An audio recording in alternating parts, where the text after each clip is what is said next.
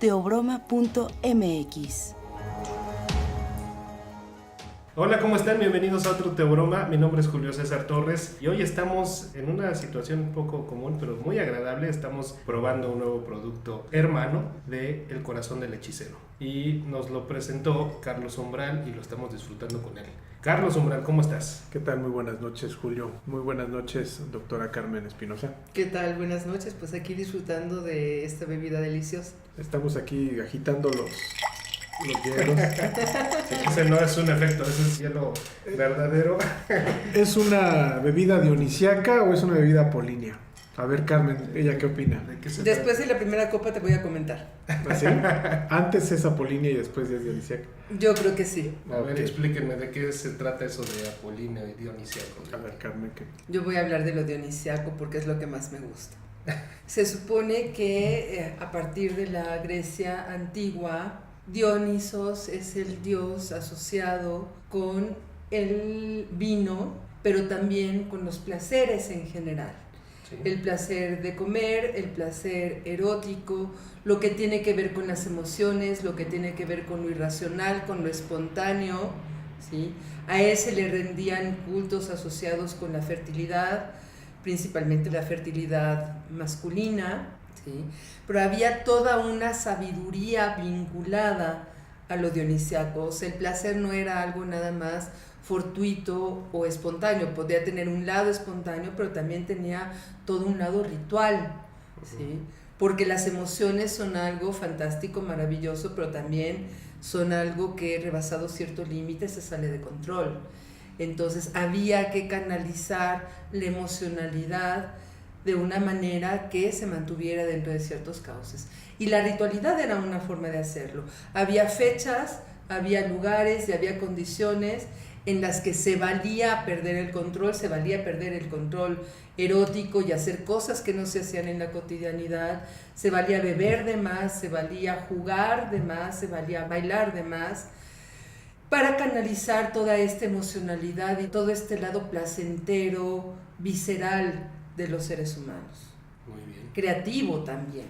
O sea que dentro de todo este placer también tenía un objetivo, ¿no? De un modo que se volvía, no sé, catártico quizá. Claro, Es por catártico. supuesto, es completamente catártico. Se habla de la sana transgresión. Es decir, el estado civilizado, el proceso civilizatorio y el estado civilizado es un productor de crisis continuas, Sí. que regularmente se vuelven hipócrisis, se vuelven crisis ocultas. Pero los griegos entendieron muy bien que esto era necesario romperlo con cierta regularidad a través de los rituales, como bien dice Carmen, para estar sanos en cuerpo, alma y espíritu.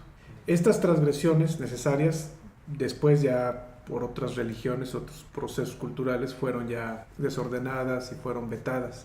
Pero el humanismo como tal, como lo conocemos ahora, como lo hemos derivado en la actualidad, y que surge con el milagro griego, entendía esta necesidad humana de en ciertos momentos renunciar a los estados coercitivos en relación con la persona y dar esas libertades que pues están más bien asociadas a la naturaleza, al despertar de la naturaleza. Entonces era como lo que ahora se llama los sitios de tolerancia, más bien eran las circunstancias de tolerancia. Y las épocas de tolerancia. Y las épocas de tolerancia. Y todas regidas por un calendario asociado a lo sagrado, siempre a lo sagrado, porque esta parte era también como la línea que armonizaba todos estos ciclos. Pero además, efectivamente, tenía que ver con los ciclos biológicos. Sí. O sea, muchas de estas fiestas, algunas por el paralelo de Dionisos con Baco se llamaban bacanales, muchas de estas fiestas se daban al inicio de la primavera, que casualmente dentro de la religión católica coinciden con el carnaval. El carnaval es la fiesta de la carne. El carnaval es la fiesta donde se rompen los órdenes establecidos y se dan las transgresiones. Por ejemplo, en los carnavales se puede dar el caso de que los hombres se vistan de mujer, se vistan con ropas que son poco propias en la cotidianidad, mayores escotes, las faldas más cortas, las mujeres vistiéndose con pantalones o poniéndose bigotes, los hombres vistiéndose con faldas y con grandes maquillajes y tocados, ¿no? Son épocas de transgresión y el carnaval antecede en el catolicismo a la abstinencia que implica la cuaresma. Entonces es una época de tolerancia que va a anteceder al ascetismo que previene la muerte y la resurrección de Cristo, ¿sí? Pero todo forma parte de diversas dinámicas culturales en donde se entiende que los elementos restrictivos se tienen que equilibrar con épocas de liberalidad y de catarsis.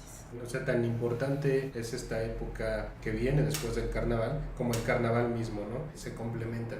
Tal cual. ¿Y por qué hablar de lo apolíneo? ¿Se contrapone a esto? No es que se contraponga, se complementa. Ya. Tú mismo lo estás diciendo y muy ¿Sí? bien, que es como una oscilación. Si bien lo apolíneo representa el proceso civilizador, pero también por lo tanto coercitivo, el dionisiaco representa el proceso deconstructivo, pero también con unos propósitos, sobre todo que tienen que ver con la noción de el kalos kai aigatos, que es lo bueno y lo perfecto, que en lo apolíneo sigue la línea de construcción, en lo dionisiaco viene hacia la deconstrucción. Es una oscilación armónica, Sí. muy bella. Es decir, mientras lo apolíneo es lo civilizado y lo racional, lo dionisiaco pretende representar al lado animal, al lado visceral que tenemos los seres humanos, con esta idea de que ese lado existe y forma parte de la naturaleza humana, no es ajeno a la naturaleza humana. Entonces se tiene que generar un equilibrio entre lo visceral, lo animal y lo civilizatorio y lo racional, ¿sí? Y este equilibrio idealmente se da mediante oscilaciones, momentos en donde predomina lo apolíneo y momentos en donde predomina lo dionisiaco, como una buena comida y una buena bebida rodeada de buenos amigos. Entonces, estos términos describen muy bien esto que, como dices, Carmen, es parte de la naturaleza humana y supongo que hay sus equivalentes en prácticamente todas las culturas. Tal cual. Salvo que hay culturas que han tendido mucho más a lo apolíneo que a lo dionisiaco, lo cual implica un enorme riesgo. Las religiones que tienden al ascetismo, a la restricción, a la abstinencia, a una normatividad muy estricta, como es la religiosidad católica que llega a la Nueva España del siglo XVI, por ejemplo, tiende a privilegiar lo ascético, lo racional y lo restrictivo en contra de lo animal, lo emocional y las libertades viscerales, ¿no?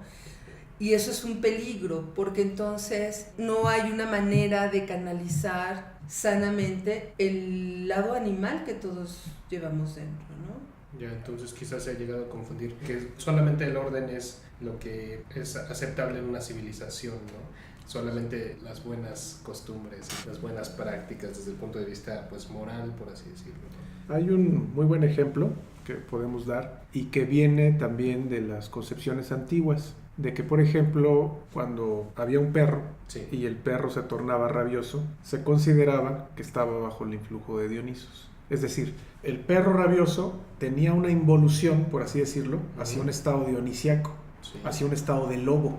Ya. El perro rabioso era un lobo. O sea, no estamos hablando ahorita de cladismo biológico ni nada de eso. Sí. Estamos hablando de la percepción griega antigua sobre un perro que quizá era guardián de la casa, amigo de la familia, y de repente le daba rabia. Y en ese momento entraba, se transformaba en una entidad animal dionisiaca.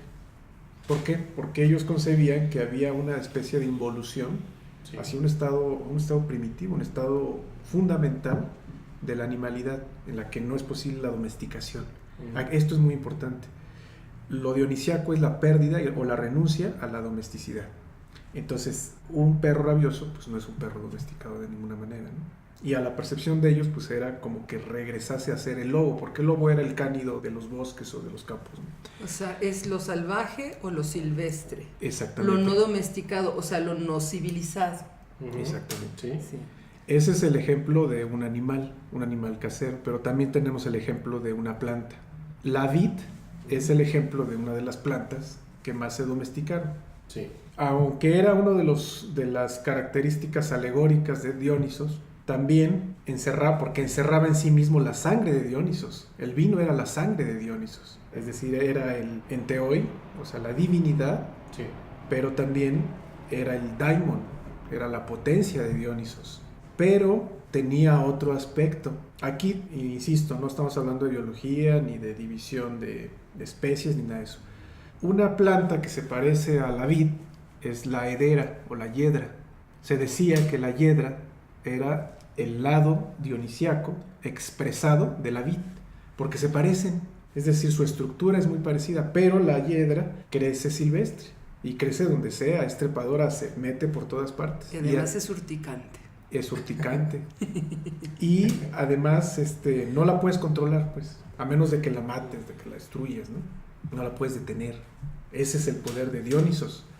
Cuando ya se empieza a transformarse Dionisos en Apolo, entonces se vuelve la vid, pero encierra en su esencia el daimon de Dionisos, que es el vino. Eso es fascinante, es decir, esa imagen que hay de la antigüedad, del poder de Dionisos a través de las plantas y de los animales y de las personas, porque ahorita vamos a dar otro ejemplo, es fascinante. En el caso de los seres humanos es la embriaguez, y no nada más la del vino, sino la de cualquier sustancia psicotrópica. Entonces Dionisos, sí, como bien dice Carmen, representa a las bebidas embriagantes, pero no nada más las alcohólicas. Cualquier bebida o cualquier alimento psicotrópico estaba relacionado con el poder de Dionisos. Además, en esos estados alterados no podemos hablar de domesticidad, no podemos hablar del ordenamiento civilizatorio. Hay otros órdenes que surgen después de ese proceso. Me queda claro que lo dionisíaco se termina manifestando. Entonces, ¿qué pasa con el ser humano que se niega a ser civilizado? Supongo que lo aíslan y por eso la importancia de estos carnavales y de estos rituales, donde se permite que se manifieste lo dionisíaco. Y ahí es donde volvemos a esto que mencionaba Carmen al principio. Sí, hay un asunto. Cuando un ser humano no se quiere sujetar al proceso, digamos, ordenatorio o civilizatorio, por supuesto se le relega, pero hay muchas maneras de relegarlo. Si su acción cae en lo que la sociedad llega a considerar una violación a la justicia, pues se le manda a un centro penitenciario. Si su violación se considera más de un índole emocional, psíquico, mental, entonces empiezan a crear centros específicos para la gente que sufre este tipo de desórdenes. Y diferentes sociedades crearon lugares especiales para lo que después en la sociedad contemporánea se conocieron como enfermos mentales, pero que ya existían antes, no con ese nombre, pero sí lugares especiales donde se recluía o donde se mantenía a las personas que no tenían un comportamiento común, que eran poco ordenados, que eran viscerales, que no tenían un comportamiento considerado racional, ¿sí? Ahora, eso es un extremo. Hay otro extremo que también en diferentes momentos de la historia han existido. Por ejemplo, a partir de la Ilustración se planteó que el proceso civilizatorio tenía obligadamente que llevar al olvido de lo visceral, lo espontáneo, lo animal, para que predominara la razón por encima de todo eso. ¿Qué es lo que sucede cuando se llega a ese punto? Prácticamente cualquier acción que no se sujete a lo que se considera el orden racional llega a ser una violación social. Algo tan simple como el carnaval. Vamos a hablar de la Ciudad de México en el siglo XVIII. Hasta el siglo XVII el carnaval se daba en el centro histórico de la Ciudad de México, o sea, en lo que era entonces la ciudad antigua. ¿Sí? Cuando llegan los ilustrados, las reformas borbónicas famosas, entonces se dice no, eso es desorden, eso va en contra del orden racional. Pero están conscientes de que no pueden terminar con eso. ¿Y qué es lo que hacen? Lo mandan a los suburbios. Lo mandan a las zonas como Jamaica, como Santa Anita, como Iztacalco, así como allá hagan sus desórdenes, pero en la ciudad todo tiene que ser sujeto a la norma. Eso implica que se pierde la conciencia de que lo animal, lo dionisiaco en los seres humanos es parte de la naturaleza humana. O sea, ellos querían pensar que algún día los seres humanos íbamos a superar ese lado animal. Y eso hasta ahora se ha demostrado que no es real. Las emociones, las pasiones, la violencia, la sexualidad es parte de la naturaleza humana. Entonces, la sociedad lo que puede hacer o lo que está intentando hacer en sus nuevos procesos civilizatorios es equilibrar nuevamente lo apolíneo con lo dionisiaco, a veces con poco éxito. Buscar el equilibrio. Ahorita estamos compartiendo una bebida que, bueno, pues si fuese bebida hubiese sido bebida hace 500 años, se hubiera considerado como propia de Xochipilli, que es así como el señorcito de las flores. Y el señorcito, o el pequeño señor de las flores, muchos le dicen príncipe, pero pues aquí no había príncipe. Era el pequeño gran señor, el modesto gran señor de las flores. Y Xochipilli es Dionisos, porque Xochipilli está cubierto su cuerpo con flores, y la mayoría son flores de plantas psicotrópicas. O sea, es el señor de la embriaguez aquí en México. Eso es muy importante porque muchos de estos carnavales, la característica es de que hay flores. O sea, ahí está Dionisos, pero también sobre todo está Xochipilli, presente no como imagen, pero sí como la alegoría más natural que es la flor, o la diversidad de las flores, que en sí misma ya es una voluptuosidad, la voluptuosidad sexual de la flor, de la planta. Claro. ¿Qué tiene de particular Rubor Sanguinis, que es esta bebida que tenemos hoy? Bueno, esta bebida está hecha a partir de flores. Entonces, bueno, estamos ahorita bebiendo un jugo, un zumo dionisiaco. Además, como lo dice su nombre, de un rojo intenso. O sea, ya a la vista resulta provocador. El sabor, no se diga, a la vista ya resulta provocador, porque obviamente los colores tienen que ver también con lo dionisiaco y con lo apolíneo. El rojo es lo dionisiaco, el color de las flores es lo que hace atractivas a las flores, es a partir de lo cual se reproducen, el color es lo que atrae a la abeja y es a partir de lo cual se polinizan las flores.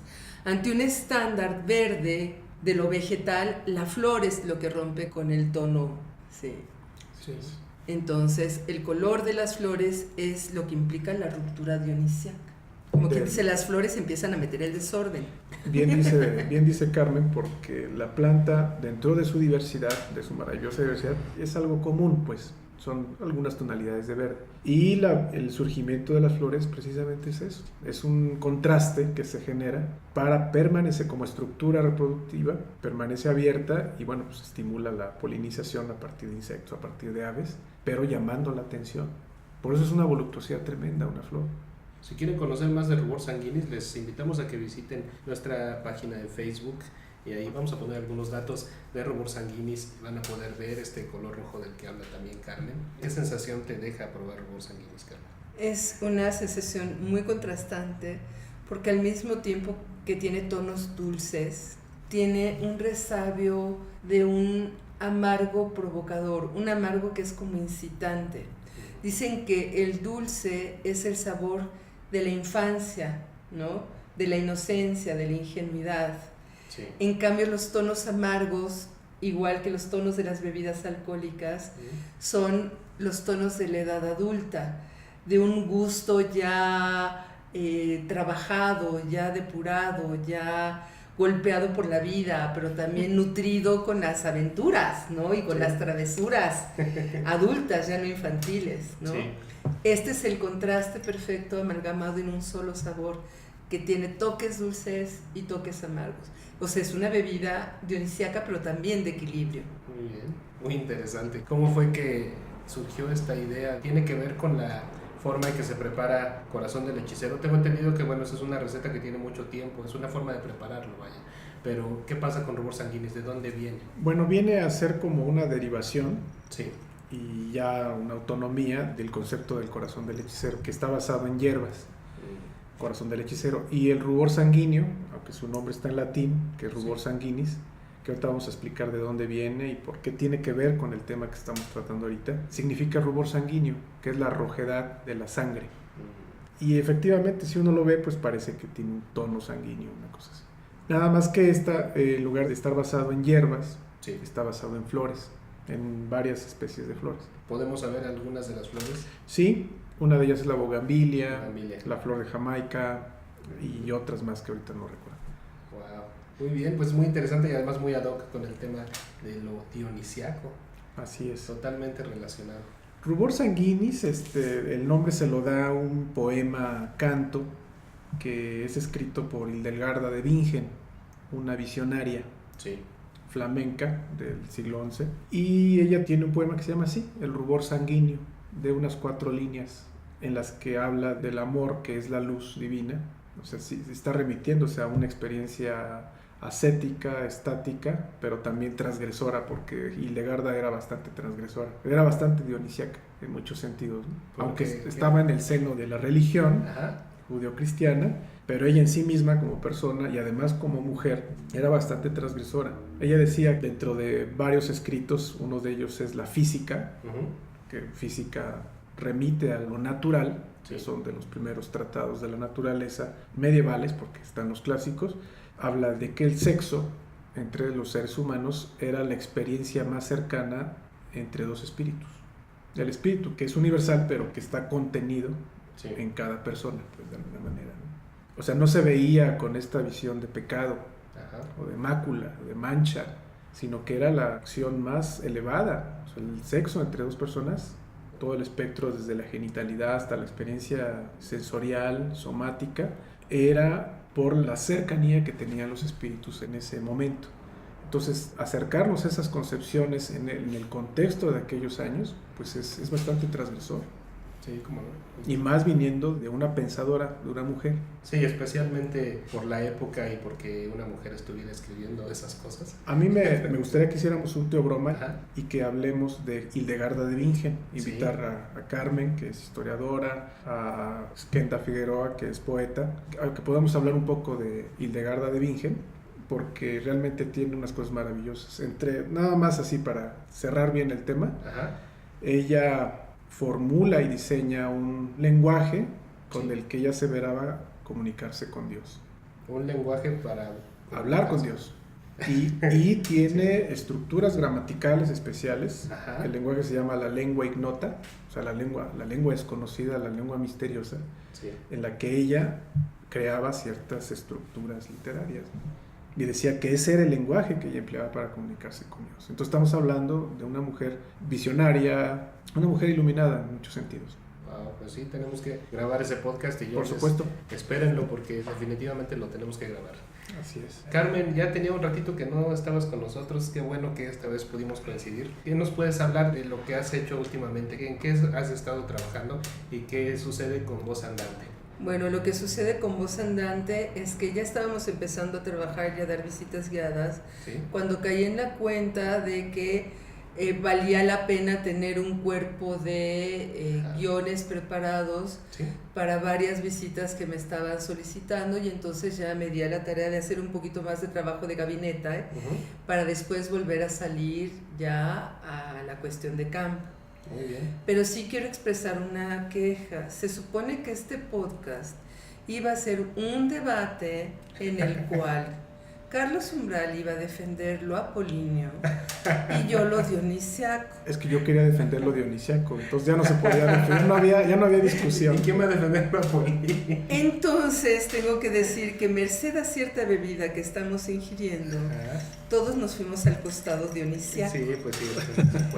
Entonces sí va a haber que hacer de alguna manera un equilibrio, porque parte de lo que discutíamos es que socialmente uno de los grandes detonadores de la situación actual de violencia, de inseguridad, de inestabilidad social, tiene mucho que ver con esta cultura que ha privilegiado lo apolíneo sobre lo dionisiaco.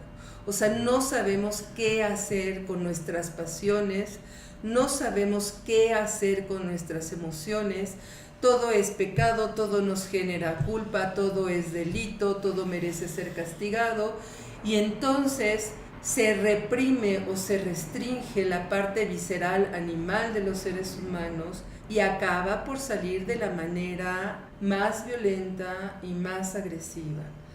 Antes se canalizaba por medio de los juegos infantiles, se canalizaba por medio de las relaciones interpersonales. Por ejemplo, entre los hombres era muy frecuente que en lugar de un abrazo se dieran un golpe en el hombro. Los niños de 8, 9, 10 años, los púberes y los adolescentes, se peleaban alegremente sin que esto se fuera a interpretar como bullying, porque era una manera de canalizar de forma controlada el lado visceral y pasional. Ahora todo es políticamente incorrecto. Ya no le puedes llamar negro a un negro, ni viejo a un viejo, ni paralítico a un paralítico. Todo tiene que ser muy cuidado, muy formal, muy propio. En la escuela ya no le puedes poner un apodo a alguien porque ya se considera bullying. Y entonces, no le puedes poner un apodo a alguien, se van generando tensiones internas en las escuelas y al rato ya no es un apodo, ya es una violación, ya es un linchamiento, ya es una agresión masiva a un estudiante, ¿sí? Y mucho tiene que ver con eso. Se está privilegiando un orden social por encima de una realidad que implica que la naturaleza humana es diversa y tiene un lado animal, pasional, emocional, que no se está canalizando de la manera adecuada. ¿Cómo podemos aprender a canalizarlo? Porque se me ocurre, había muchas críticas, por ejemplo, hablando de los videojuegos, que dejas a los chavitos su consola y están simulando matar a no sé cuántas personas. Yo pensaría que esa puede ser una catarsis, pero resulta que no, que al contrario, está fomentando quizá también un comportamiento violento. Y si por otro lado están condenando hasta la violencia, no nada más la física, también la psicológica, estamos en un ambiente que ya empieza a rayar en la paranoia, pero a la vez vienen estas explosiones de violencia en distintos lados. ¿Cómo podemos salir de ese círculo vicioso? Todo es cuestión de proporciones. Sí.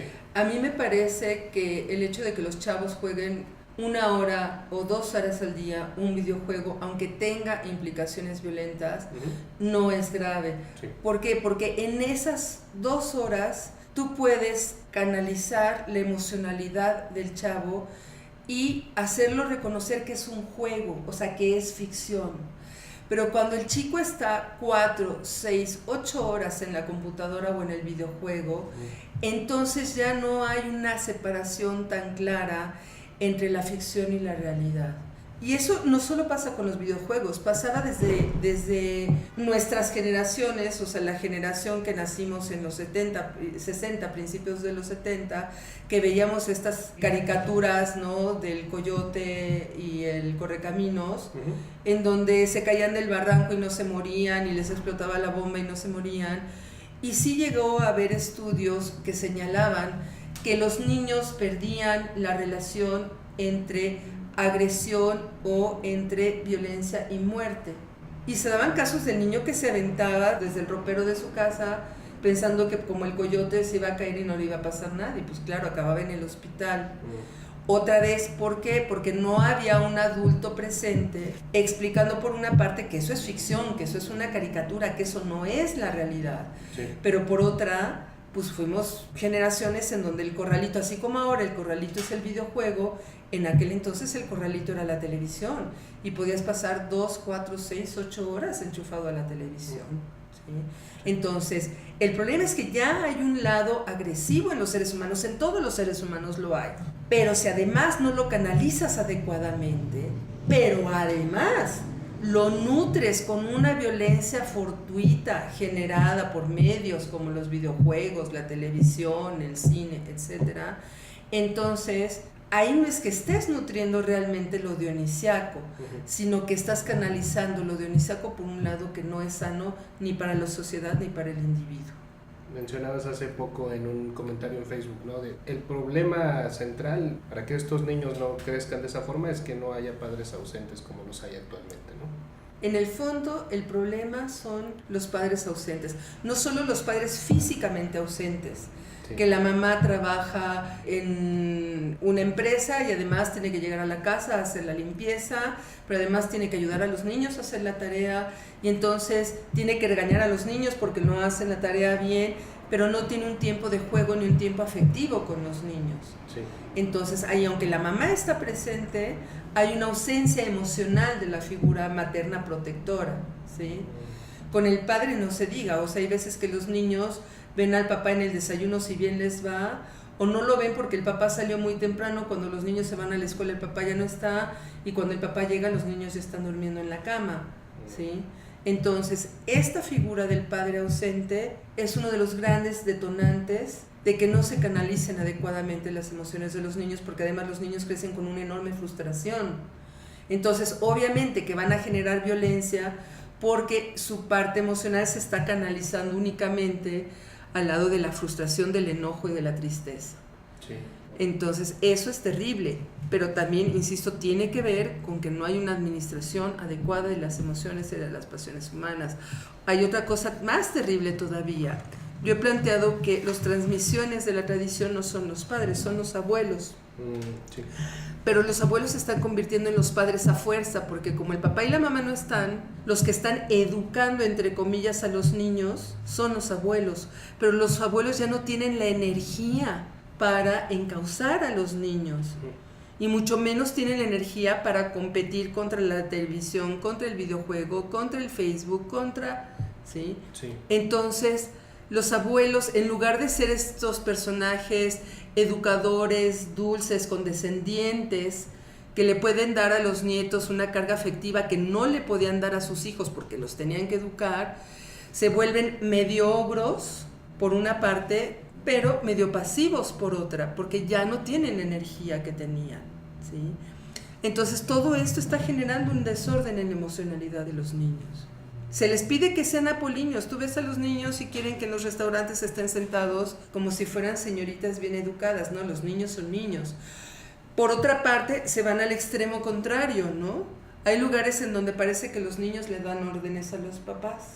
¿Por qué? Porque no se encausa adecuadamente la normatividad con un equilibrio de las emociones y de las pasiones.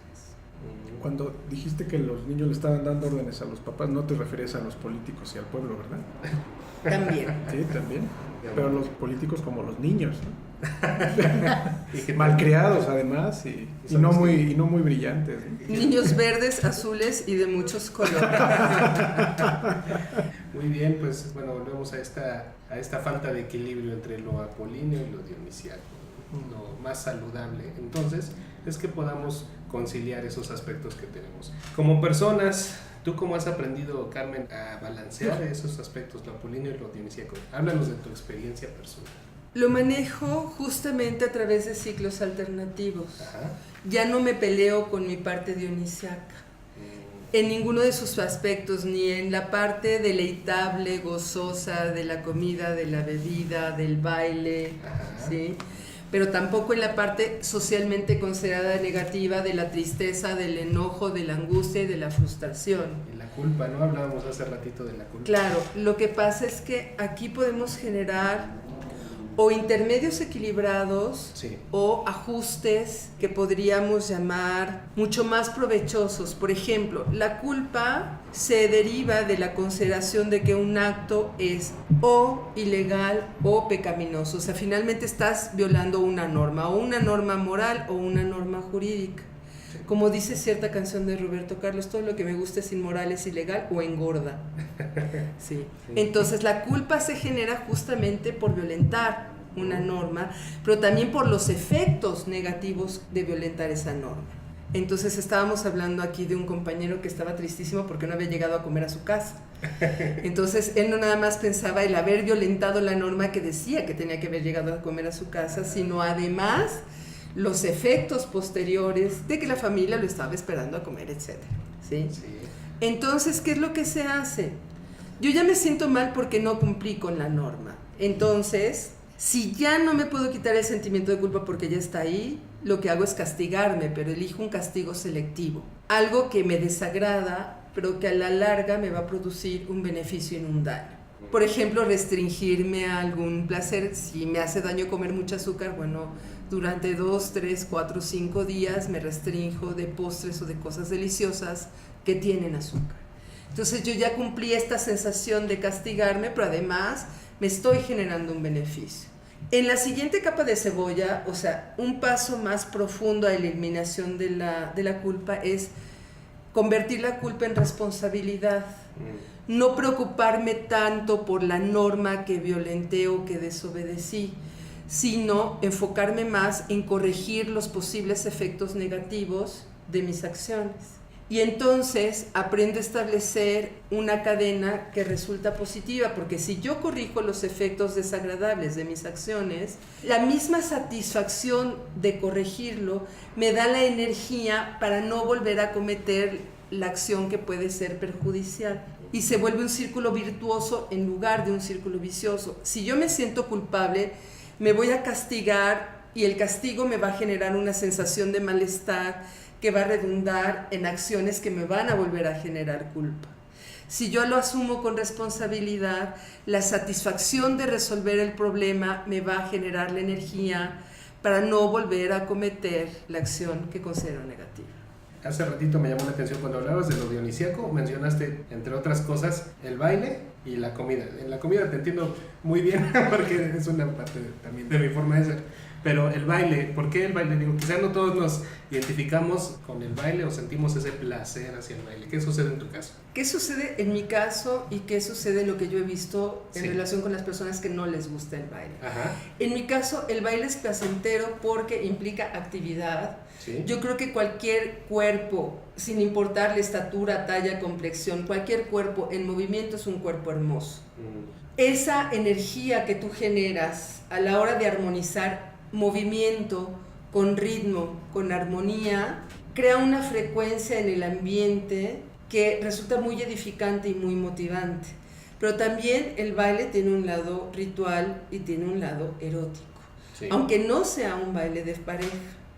El lado ritual nos da mucho miedo porque nos conduce a un estado emocional con el cual en la actualidad ya no estamos tan familiarizados.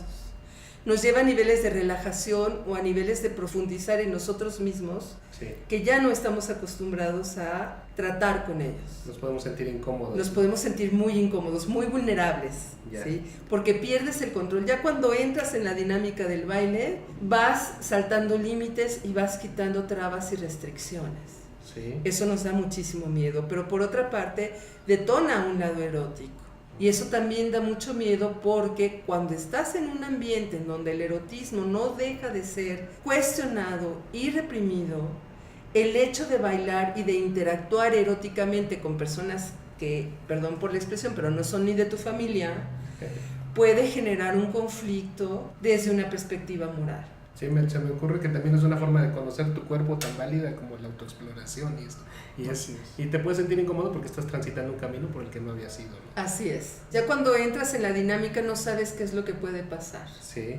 Alguna vez hacíamos una broma, porque los bailes afrocaribeños, por ejemplo, los bailes de salón son bailes que se practican en pareja, muchos de ellos, ¿no? Uh-huh. Entonces, alguna compañera se reía mucho de que los hombres, curiosamente, sobre todo los hombres, sí, mexicanos tienden a guardar una distancia con respecto a su pareja. Por eso en México se baila con muchas vueltas. Ni en Cuba, ni en Colombia, se baila con tantas vueltas. En México sí. Los cubanos, los colombianos bailan muy pegaditos. Unas pocas vueltas sí, pero normalmente bailan muy pegaditos. Los mexicanos, sobre todo los hombres. Y una compañera dedujo que se debía a que los hombres tenían miedo de su propio erotismo y de los efectos que pudiera tener durante el baile, ¿sí? Algunos que pueden ser muy visibles, por cierto. Entonces, que por eso preferían mantenerse a una prudente distancia de sus parejas femeninas, ¿no? O sea, tocas fibras que no estás acostumbrado a tocar, sí, y eso genera muchísimo miedo. Incluso debe de haber alguna especie de memoria genética por ahí que te remite a rituales ancestrales quizá y tú no estás totalmente consciente. Al chimpancé. Sí, al lado animal del que hablábamos hace ratito. Decía una especialista en religiones, nos lleva al hombrecito del Paleolítico superior que todos llevamos dentro. ¿Qué opinas de esto, Carlos Umbral? Bueno, voy a decir un juego aparentemente es un juego de palabras, pero viene a complementar lo que nos comenta Carmen. El baile viene a ser la apropiación del cuerpo propio, porque sí, a través del proceso civilizatorio, lo propio, el cuerpo propio, pasa a formar parte de la civilización y de las reglas de la civilización. Entonces, la primera fase del baile, uno de los primeros efectos que produce el baile es eso, que te apropies de lo propio. Tal cual. O reapropies, ¿no? Y segunda fase es que lo vuelvas algo común. En toda la extensión del término. Corres el peligro de que te guste. Sí, pues es el antecedente de la orgía ritual, por supuesto. Bueno, hay un baile que se llama tarantela. Sí. Y la tarantela en alguna época se asoció con una enfermedad que se conoce como el tarantismo. Y se llama así porque se decía que era efecto de la picadura de las tarántulas, muy características de algunas regiones del sur de Italia. Sí. Curiosamente, había personas que mostraban síntomas de tarantismo, pero que jamás habían estado en contacto con una tarántula. Y entonces se empiezan a hacer investigaciones ya en el siglo XIX, principios del XX, en donde ya se utilizaba la medicina en interacción con la antropología y todo esto, y se dieron cuenta de que había rituales precristianos en determinadas épocas del año que tienen mucho que ver con los rituales dionisíacos, que hacían que la gente entrara en una especie de estado extático, ¿sí? Trance. Estado alterado de trance, que canalizaban ese estado o que generaban ese estado alterado a través del baile. De este baile que se va a derivar en Italia en la tarantela, en el baile de la tarantela. Pero como la sociedad cristiana reprimía los cultos paganos precristianos, entonces se canalizó el ritual justificándolo como si fuera una enfermedad.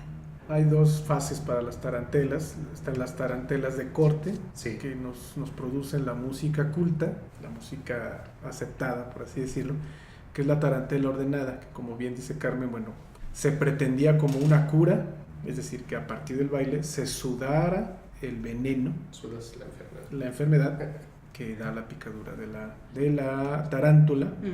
Pero está también la tarantela rural, la que se daba en las costas, Sí. en las que no era un baile elegante, era más bien, como bien dice Carmen, un baile a través del cual se lograba el éxtasis. Y entonces había una alteración de la conciencia y había toda una serie de factores que rompían el orden establecido de ese momento, pero que era necesario también, porque era también en una época o en circunstancias. Por ejemplo, si se moría el jefe tribal, una forma de generar la catarsis era un baile violento. Puede ser un baile tarantelesco, ¿no? Sí. O tarantulesco más bien, ¿no? Porque de esa manera se daba también que toda la gente que está involucrada en ese grupo social liberase todas las emociones complejas que traía o que le había traído el perder al jefe tribal o a la matriarca, ¿no? A la jefa tribal, porque también había jefas tribales. Entonces en ciertos momentos las tarantelas son necesarias. En México pues se dan todos estos bailes de danzón, Ajá. que muchas veces, bueno, tras la apariencia de un curso callejero de baile, o como el que se da cerca del metro Allende, cuando los ciegos, hay un grupo de ciegos que se pone a tocar ahí, Sí, allá afuera del metro. y luego hay parejas o gente que se pone a bailar ahí, Aunque no se conozcan. aunque no se conozcan. ¿Por qué? Porque hay un fenómeno colectivo, Sí. hay un fenómeno estético que es la música, Sí. pero entonces empieza a haber otro tipo de fenómenos, ¿no? Ya de interacción humana. Es un ritual. Son en el que rituales. no- Y si uno observa ese crucero, digamos, en donde está el metro Allende, la calle de Tacuba y Motolinía, bueno, pues es una zona de gran turbulencia o de efervescencia humana. Ajá. Y de Sí, repente además. todo se ordena, ese desorden se ordena, hay un ritual, se desordena otra vez. O sea, es una serie de flujos De humanos. energía humana, ¿no? Sí. Pero además, como todo ritual tiene sus códigos. Así es. O sea, es espontáneo, pero también está codificado. Es decir, las personas que estamos en el ambiente del baile y que hemos bailado danzón en espacios públicos, sabemos que no bailas con quien sea. En la primera o segunda pieza tú te das cuenta de quiénes son los buenos danzoneros, quiénes no bailan con el estricto parámetro del danzón, pero que bailan bien, quiénes van a ligar, quiénes son los mano larga que con el pretexto de sacarte a bailar te quieren agarrar la pompa o lo que sea, ¿no? Y entonces tú ya sabes, incluso aunque no conozcas a las personas, con quién sí puedes socializar o con quién prefieres no socializar. Pero me preguntabas también de esta cuestión de las pasiones y cómo canalizamos las pasiones, Sí. como la tristeza o como el enojo y la frustración. Uno de los canales, hay varios.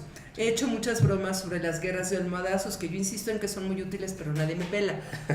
Porque las guerras de almohadazos permiten canalizar incluso la física y la química del cuerpo que está diseñada para manejar el enojo. El enojo es primo del miedo. Son dos emociones que están muy interrelacionadas. El miedo tiene variantes en donde tú puedes esconderte, tú puedes huir o tú puedes defenderte. El enojo se genera para la variante en la que tú te puedes defender. Y entonces todo el azúcar se va a tus músculos para que puedas combatir físicamente. Entonces, cuando tú gritas y golpeas, estás ayudando a que el organismo haga lo que se supone que tendría que hacer si se estuviera defendiendo de una agresión. Claro. Igual que si tu química del miedo es para huir, lo sano es gritar y correr. Que no puedes gritar y correr si puedes cantar y bailar. Y entonces te pones un guapango jarocho y cantas hasta con falsete y sacas toda tu energía del miedo, ¿sí? Incluso tu bioquímica del miedo. Cuando yo estoy muy enojada, en los bailes afrocubanos hay varios que están relacionados con los orishas, que son deidades masculinas o femeninas, y muchos de ellos son guerreros. Y hay bailes que reflejan la belicosidad de los orishas, y entonces están al punto del combate. Ogún contra Changó, ¿sí? O el arará, que es un baile también muy fuerte y muy energético. Entonces estoy muy enojada y hay momentos en que los mismos compañeros de baile me dicen: cuando estés así, por favor no bailes enfrente de mí porque me das miedo. Wow. Porque todo mi enojo, toda mi bioquímica de enojo está saliendo a través del baile.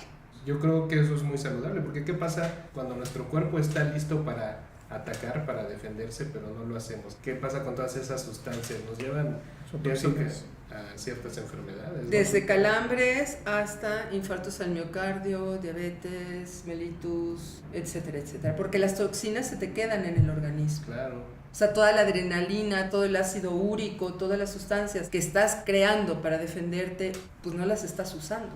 Cierto. Fíjense todo lo importante que es regular nuestro aspecto dionisíaco. Y apolíneo. Carmen, muchas gracias. Gracias a ustedes. Carlos Umbral. Muchas gracias. Muy buenas noches, doctora Carmen, Julio César. Conozcan más de Rubor Sanguinis en nuestra página de Facebook. Por lo pronto nos despedimos. Muchas gracias por escuchar esta emisión y hasta pronto.